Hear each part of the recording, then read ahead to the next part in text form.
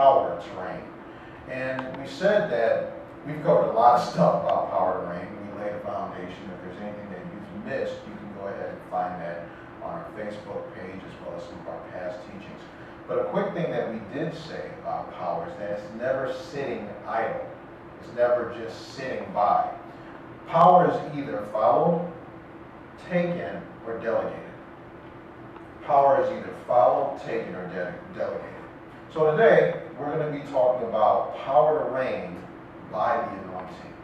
Power to reign by the anointing. What does that mean? Today we're going to be talking about how to obtain power, how to obtain delegated authority, even when people don't want you to like it. Want it, to get it. So we're talking today about how to obtain power in this world, even when people don't want you to have power in this world. Because as we stated, power is either followed, delegated, or taken. Well, how many of you know that we are peculiar people, with us being Christians? And as a result of us being peculiar, the world may not want to follow you.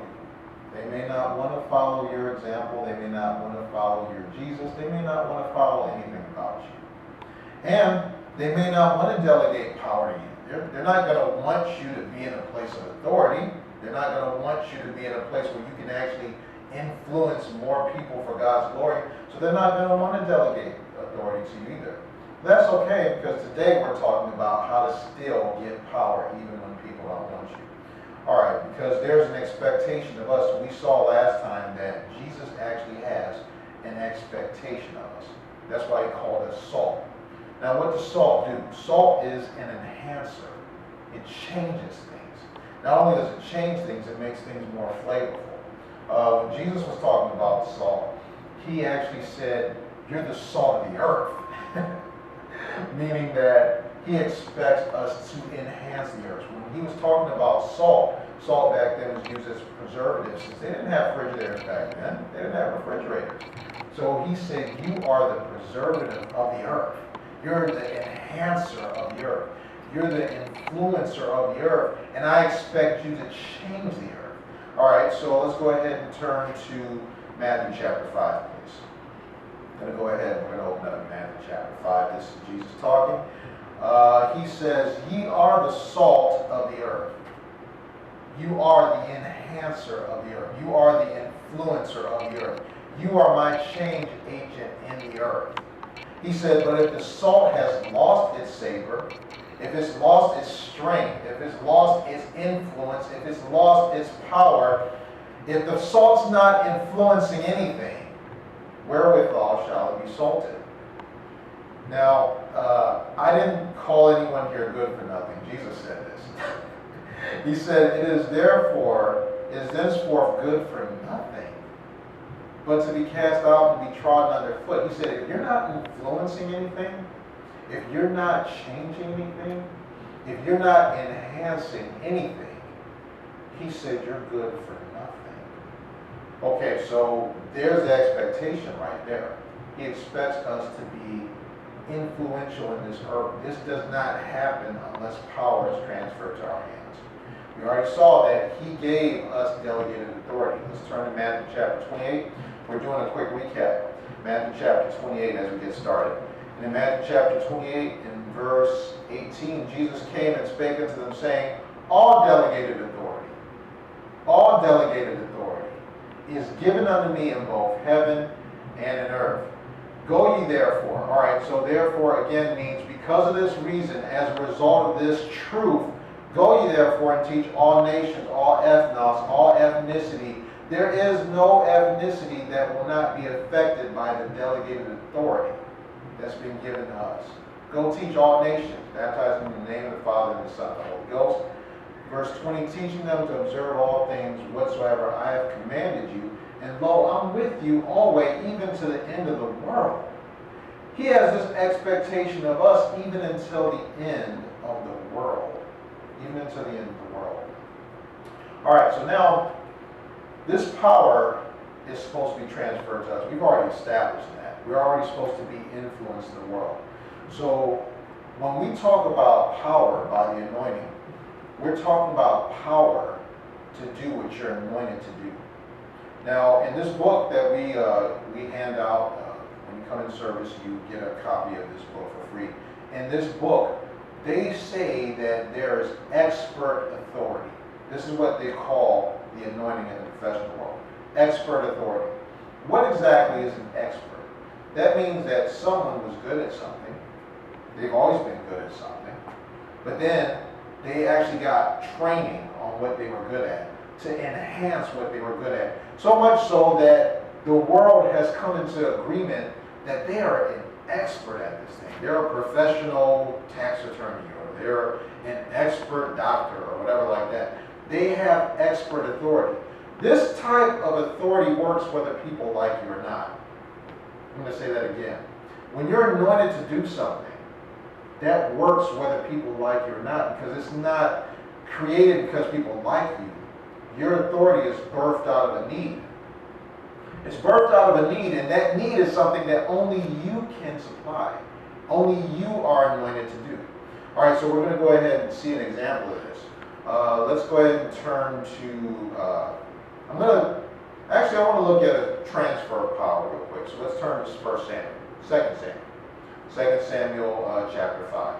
2 Samuel chapter 5. And while you're turning over there was a businessman that had started a business. He's a multi-billionaire businessman. He owns one of the sports franchises. But when he first started his business, it was just a pizza place.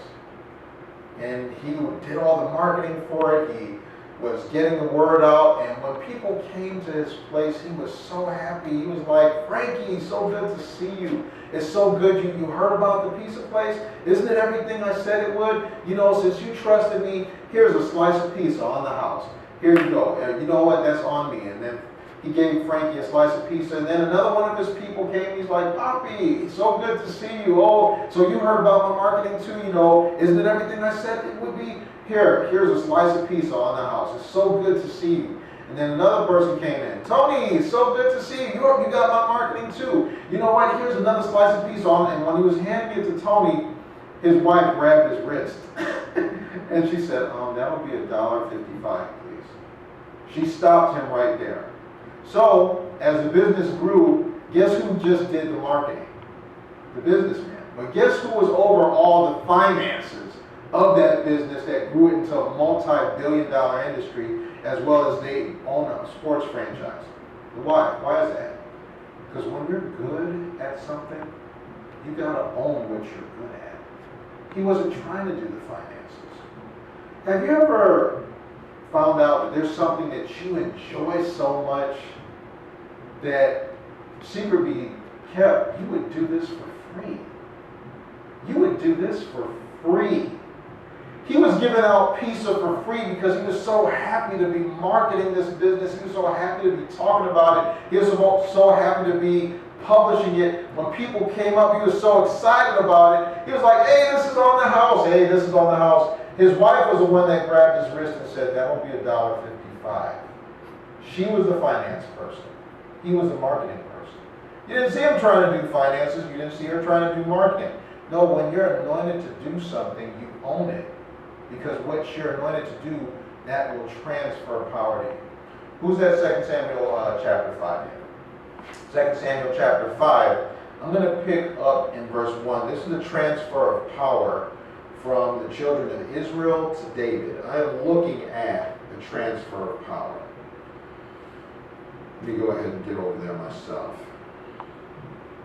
And in this, in 2 Samuel chapter 5, Saul's went home. He's gone. Saul is gone. He's no longer king of Israel. As well as Saul's son is also gone. He's no longer king of Israel. So verse 1, it says, "Then came all the tribes of Israel to David unto Hebron, and spake, saying, Behold, we are thy bone and thy flesh. Also in times past, when Saul was king over us, thou wast he that led us out and brought us in Israel. And the Lord said to thee, Thou shalt feed my people Israel, and thou shalt be a captain over Israel." Verse 3. "So all the elders of Israel came to the king to Hebron, and King David made a league with them in Hebron before the Lord, and they anointed David king over Israel. Verse 4, David was only 30 years old when he began to reign, and he reigned 40 years. They came to David and gave him all this authority, gave him all this power. But notice, before they gave it to him, they said, we saw you going in and going out. We saw you taking care of business. Even while Saul was king, we saw that you were doing what you were doing. You were handling things. We want to delegate this authority to you. We want to give this authority to you. David wasn't going out trying to get his name out. David didn't go to them. They came to him and they plopped that authority on his lap. Now I'm sure David was a very nice person, but they didn't come to him because he was a nice person. Again, this is the type of power that's birthed out of a need. They needed a king. Saul was gone. Saul's son was gone. They needed David to take this authority. And when you step into the place of your anointing, when you walk in what God's called you to do, people will need you to take that authority. They will need you to take that power, because the people rejoice when the righteous are in authority. We're supposed to be in authority. We're not supposed to be running from authority. Okay, so now sometimes we have an issue with this because we're like, well, they won't like me. I'm different. I don't do the things they do. You know, the senior management, they sometimes even go out after work and they drink. I just don't drink. I don't do those sorts of things. You don't have to do those sorts of things. Again, if you don't want to drink, you don't have to drink. This isn't birthed on people liking you. Now, we're going to be covering all types of ways in which power is transferred to God's people. But today, we're talking about how it's transferred to us, regardless of whether people like you or not. All right, and don't be, surprised by this, because in John chapter 15, we're going to turn over there. John chapter 15, verse 18. Let me get over there myself. John 15, verse 18. Jesus says, if the world hates you, you know that it hated me before it hated you. So he's saying, don't be surprised. Jesus was like, I healed people. I did all kinds of things. If the world hates me, if the world had the audacity to hate me, don't be surprised if they hate you. Let's look at this in another context. Let's turn to Luke chapter 6. Luke chapter 6, verses 22. Luke chapter 6, verse 22. And I'm there now. Jesus actually says, blessed are ye. Now, it doesn't feel like a blessing when people hate you. But he says, blessed are ye when men shall hate you, and when they shall separate you from their company, and shall reproach you, and cast out your name as evil. For whose sake? For the Son of Man's sake. He's like, when people see you're a Christian, they're going to separate themselves from you. They're going to separate themselves from you. They're going to try and stop opportunities from coming to you. They're going to try and speak ill will of you. But none of this matters when I'm talking about the anointing. The anointing works whether people like you or not. This anointing is what the world refers to as expert authority. The business world calls this, oh, he's an expert in this field. Oh, he's a professional this or a professional that. All right, so how does this look? Well, I was over staffing, and I was over staffing projects for a rather large automotive company. If I mentioned their name, everyone would know. But they said, for this specific project, we don't just need a project manager, we need an expert. Well, we're like, what kind of expert? We need someone that's an expert in this type of software. So this gentleman was hired. He barely spoke English. You could barely pronounce his name. No one knew him, and he had just came off the boat from some other country. But yet, they made him project manager, not because he was likable, not because he had a lot of people, not because he was popular, not because he had a lot of things going for him. They gave him that authority, all because he was an expert in one specific thing. And he owned that thing. When you own something, again, this is something that, you would do for free. You ever seen people that just kind of just mess around with things? They just love fixing gadgets. They just love putting things together. Do you know they pay people for that and call them engineers? Do you know people that just sing for no reason? They love singing all the time, and people love their voice. Do you know they'll pay people for that and transfer authority to their hand? This works whether people know you or like you or not. The anointing works all the time. All right, so Jesus said, "Blessed are you when people shall try to separate you and reproach you for his sake." This happened to Daniel and his friends when they chose not to eat the king's meat. Why is it so weird that they chose not to eat the king's meat? Well, for one, they were captives. They were actually prisoners of war. And yet, they still had stipulations on what they were going to eat. Let's turn over there real quickly, Daniel chapter 1. I'm not even going to quote it. Let's go there. Daniel chapter 1. I'm going to pick up in verse 8. Okay, Daniel chapter 1, verse 8, and it reads, "Daniel purposed in his heart that he would not defile himself with a portion of the king's meat, nor with the wine which he drank. Therefore he requested of the prince of the eunuchs that he might not defile himself." All right, so he said, even though we're in bondage, even though we're captive, even though we're in a new place, not even in our own country anymore, I still want to please God. I still want to please God. Since I want to please God, I don't want to eat this meat. Because back then in the Old Covenant, there were things that you couldn't eat that would defile yourself as a Jewish person. All right, let's drop down to verse 11. Then said Daniel to Melzar, whom the prince of the eunuchs had set over Daniel, Hannah, Mishael, and Azariah. Verse 12, he said, "Prove thy servants, I beseech thee, 10 days, let them give us pulse to eat and water to drink." He said, we'll just eat beans and water. And if anything happens to us where we're not looking good, if we're looking malnourished or whatever, then we can end this test. But please at least give us the opportunity. So they did that, and they found out that they were looking more healthier and better than everyone else.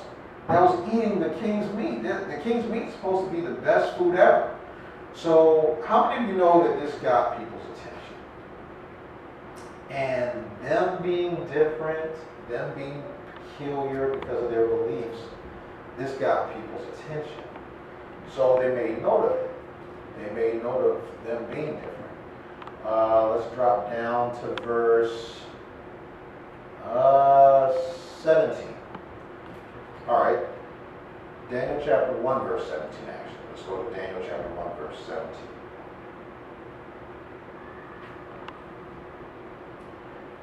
"As for these 4 children, God gave them knowledge and skill in all learning and wisdom, and Daniel had an understanding in all visions and dreams." This is something they had that no one else had, which means what? They were anointed to do this. They were anointed to flow in visions and dreams. They weren't anointed for all the other things people were doing, and they obviously weren't doing all the other things people were doing, but they said, if you know that you have a dream, or if you know that you need wisdom and understanding, this is what we're called to do. All right, so verse 18, "Now at the end of the days that the king had said he should bring them in, then the prince of the eunuchs brought them in before Nebuchadnezzar." Let's drop down to verse 20. And what was discovered in verse 20? "And in all matters of wisdom and understanding that the king inquired of them, he found them 10 times better than all the magicians and astrologers that were in all his realm." 10 times better.